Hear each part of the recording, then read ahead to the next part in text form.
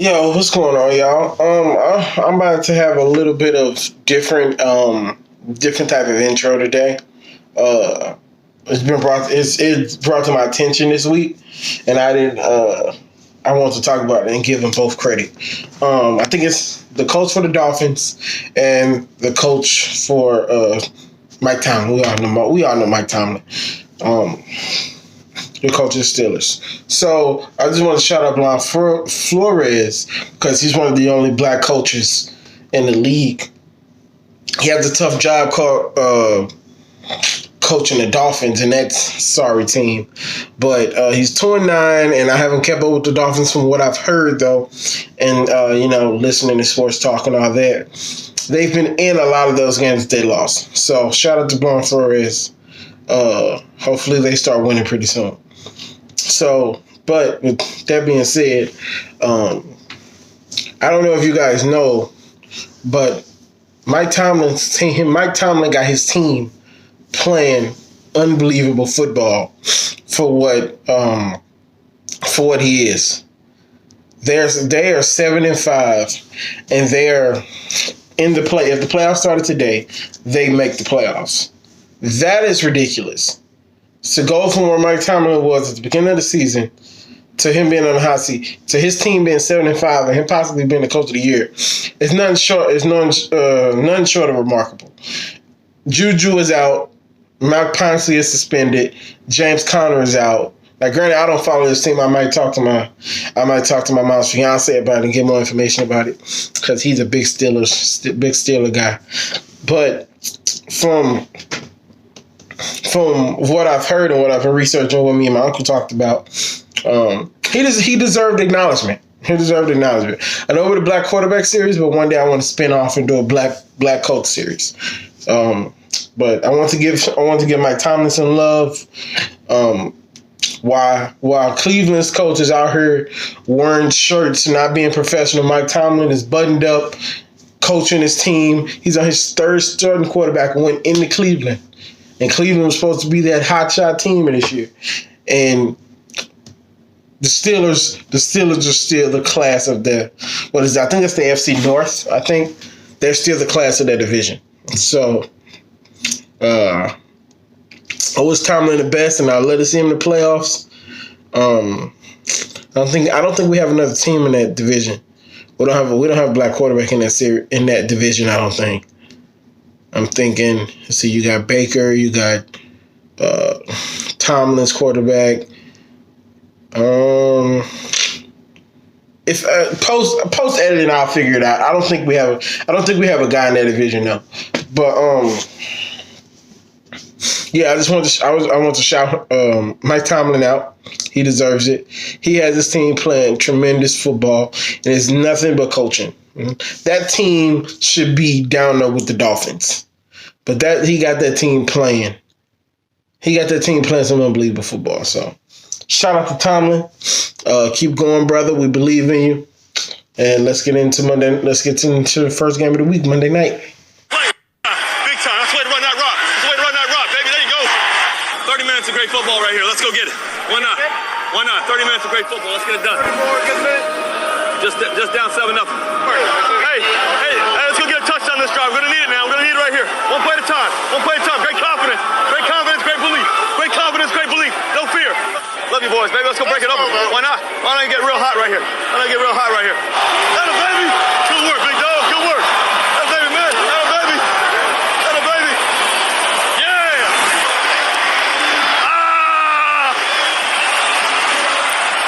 Yeah, boy. I see what you did. Woo! Let's go. Let's go. Hey. Let's go. Let's get it. Great job, Dwayne. Great job. Hey, 2-0. I see you balling, baby. Great job, man. Great job. Keep running that thing. Keep making plays. We have Monday Night Football. I normally don't start with Monday Night Football because I normally don't record this late, but I'm recording this late. So I literally just got done watching Monday Night Football. Really good game. I'm watching it. First of all, a little stat that I saw on ESPN while watching the telecast. Russell Wilson is 9-2 on Monday Night Football. That's crazy.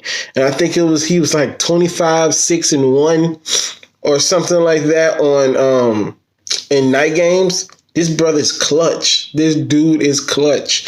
Like he played super football manager today. He didn't do nothing crazy, but he made the plays he was supposed to make. That phantom interception, I didn't even want to talk about it because I don't even want to count it as an interception. But that phantom interception that he had was crazy. The rest of his stats, he was 21 for 31, 240 yards, 2 touchdowns, and that crazy interception. But and this is my name for him, Chris Bowling Ball Carson. This dude looks like baby Marshawn Lynch. The way he can get through defenders and everything, dude. I think this is every time I talk about Seattle, I think I talk about him. 23 attempts, 102 yards, and a touchdown. He played well, especially that third and fourth quarter when they was trying to put the nail in the coffin. Then they let him come back a little bit. He played well. They played well. Seattle's defense kind of relinquished a little bit of the lead with breakdowns and stuff like that. But for overall, Seattle played well. Russell Wilson played really well. He played not to lose, but didn't play conservative. So it was a good game. It was a really good game. So I tried to get a beat on this game, but I couldn't really get a beat in this game. Like I watched the whole game, and then I just rewatched the highlights, and I tried my best to get a read on this game, but it wasn't nothing like crazy that happened in this game, but there wasn't nothing awful that happened either. It was just a typical run-of-the-mill game, preferably because I call Tom Brady they Lord and Savior, and if you're watching this, you know who they are. Tom Brady is not what he used to be, and he's not my GOAT. I'm sorry. When I start my other series, y'all will know why I don't call him the GOAT. But so I got to shine. It was 18 for 25, 234 yards, 3 touchdowns and no picks. He played well. The defense almost gave the game away because they was playing prevent and they allowed Tom Brady to score. How many points did he score? He scored about 17, 18 like the last 3 minutes. And they was one crazy offsides kick away from giving up a whole 23-point lead. So a lot of that was not on the Texans. Was not on the Texans at all. And that's really all that happened in that game. It wasn't nothing too crazy. Wasn't nothing too crazy to talk about. But yeah, so Texas played well. Deshaun Watson played well. And also Deshaun Watson had him and I'm forgetting his name, DeAndre Hopkins. Him and DeAndre Hopkins had a crazy play where Deshaun Watson was pitched it to.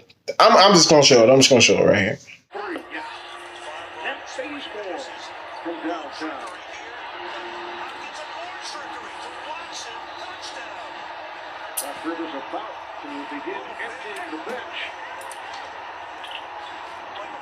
Yeah, that play there is crazy. That play is crazy. I had to go back and watch that a couple times, and they actually recorded that as a receiving touchdown, which I didn't think they were going to record it as that. So let's move on to Kansas City. Now we don't talk galore. Kansas City doesn't really lead our show anymore, but they're still playing ball. They're still Kansas City. Don't get me wrong. They don't really lead our show no more. Just they're doing what they're supposed to do, and Baltimore is playing out of his mind. So most times they lead the show. So Kansas City, again, they didn't play great. They didn't play like super duper well. If I'm not mistaken, the elements were not very good in Kansas City. So I know I live in St. Louis, and I think it was raining and it was cold here. So 2 hours on the road, it was probably the same way. So my homeboys' numbers: 15 for 29, 175 yards, a rushing TD, and a passing touchdown. They ended up winning 9-4, 9-40, and their defense actually made a play. Like, I was very surprised because I watched that game. I got a chance to watch a lot of these games were on national TV, so I got a lot of chance to watch a lot of them. They actually made defensive plays, and I was very surprised. Like, that caught me off guard. I'm re-looking at the game so I can have a full good review. I think, if I'm not mistaken, the defense had a pick 6 in this game. I was very surprised. They played Oakland, so it wasn't like they was playing no bad team. So they're getting their foot in. Patrick Mahomes looks healthy, or at least he's getting healthy. He's looking like Patrick Mahomes we was talking about early in the season, where we was like, who's going to be able to beat these guys? But I'm starting to see that Kansas City has a problem playing in the elements. That's going to be, which is weird because you play in Kansas City, which has all the elements. So we'll see how that shakes out.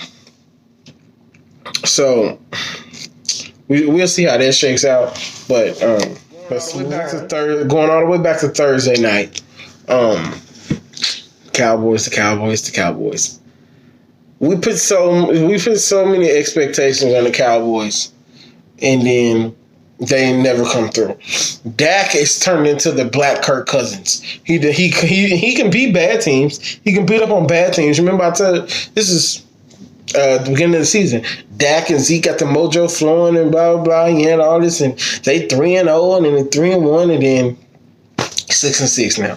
So now his numbers are very misleading, as Skip would, glorify them like they're something. But the numbers are very misleading. 32 for 49, 355 yards, 2 touchdowns and a pick. So, and they ended up losing 26-15. So the numbers are good. But they didn't really translate to wins. I have on my notes the offense just wasn't together. And they had a couple missed field goals that you like, come on, man. So they make a couple field goals, they make a couple more first downs. They give Zeke the ball more, and you never know how that game shakes out. I think they end up winning that game. But Dak is a game manager. They're trying to make him pay Manning. That's not going to work. So that's for the Cowboys. They play another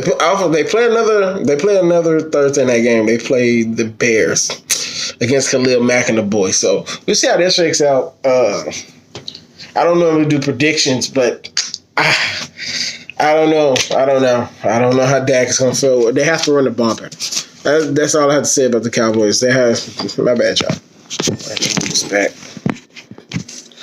They just have to run the ball better and stop thinking Prescott is going to save them from everything, because he's good, but he's not that good. So, let's move on to the Bucks. My goodness. Like, I'm going to be honest with y'all. I watched like the first half of the highlights, and I had everything I needed to know about this game.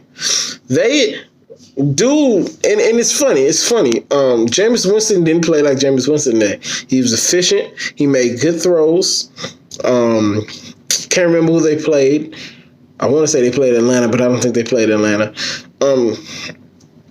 He played well. No turnovers, which is great for him. I have in my notes, game was over after the first quarter. And that's pretty true. The final score was 28-11, but the game's pretty much over after the first quarter. Jameis Winston's numbers, 21 for 33, 268 yards, no touchdowns and no picks. Play well. I would have loved to see him get a couple touchdowns, though. But, you say you get what you can get from Jameis Winston. So, let's move on. I'm trying to save those two games to the end, but I might use them now. Yeah, I'm just saying them now. So, we got the Ravens. Oh, man, this is the game of this. That's my bad.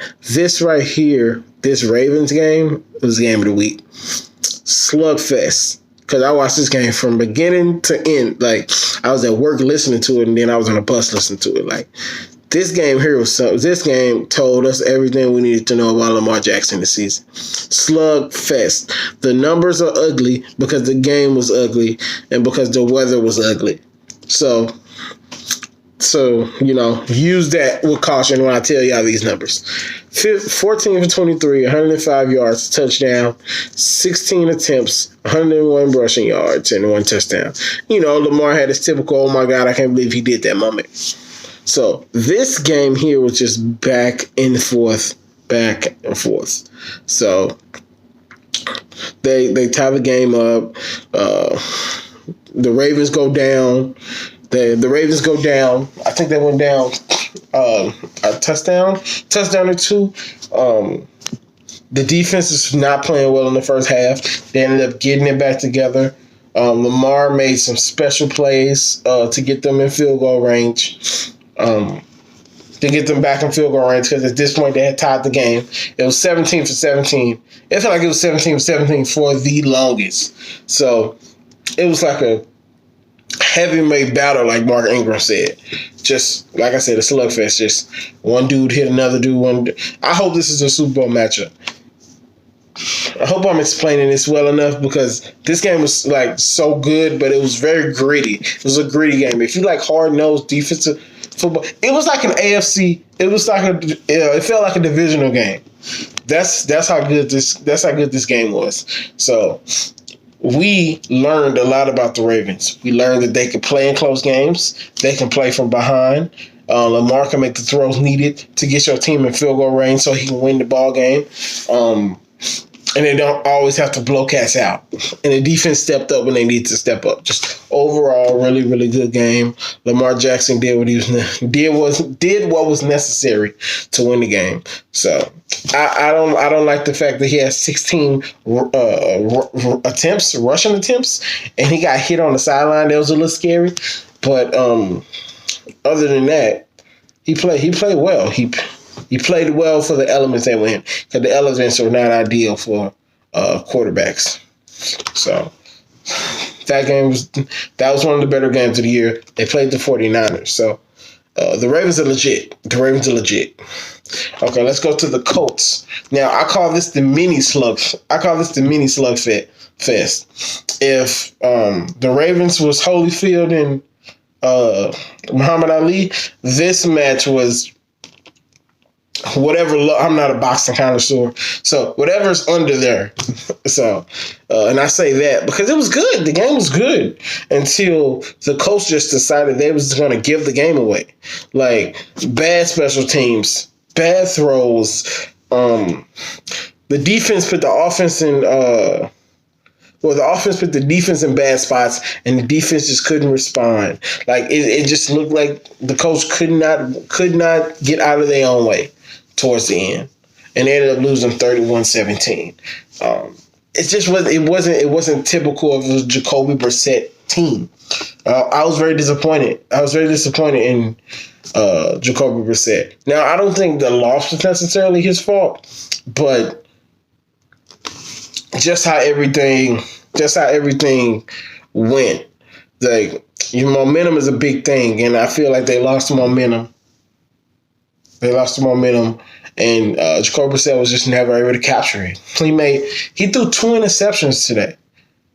That's not him. That's Jameis Winston. Those 2 interceptions were supposed to be what Jameis Winston threw today.